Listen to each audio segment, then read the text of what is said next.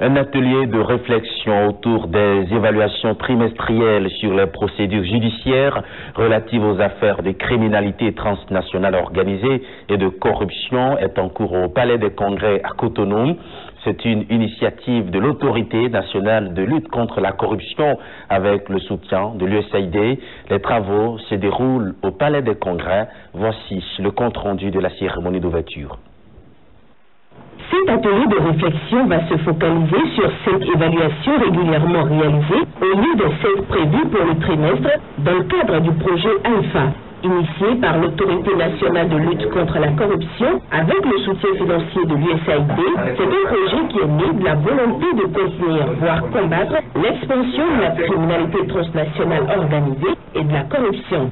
Et les réflexions de ce jeudi devront aboutir à un rapport permettant au pouvoir public béninois d'engager des actions pertinentes en vue du recul de ces phénomènes qui constituent un frein à la stabilité du pays en général.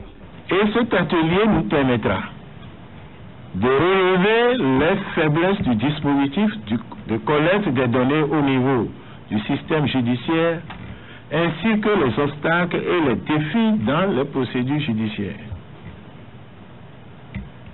Cet atelier nous permettra, disais-je, d'améliorer le contenu des rapports d'évaluation,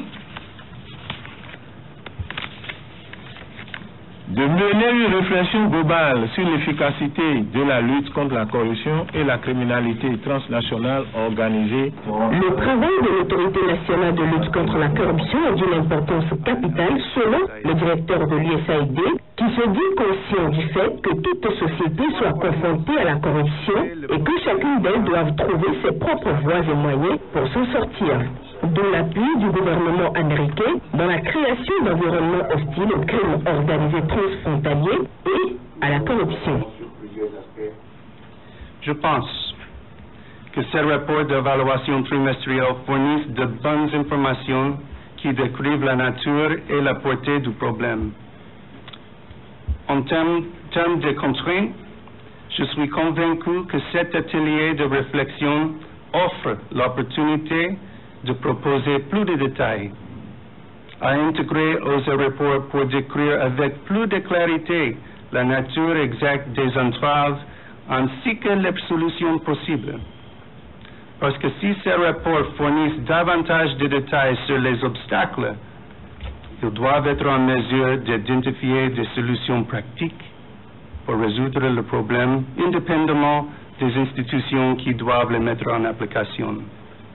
Et si ces solutions pratiques commencent par être mises en application, cela voudra dire, comme l'histoire l'a prouvé, qu'il y a moyen de changer le statu quo et par voie de conséquence de changer le comportement des gens pour le bien commun.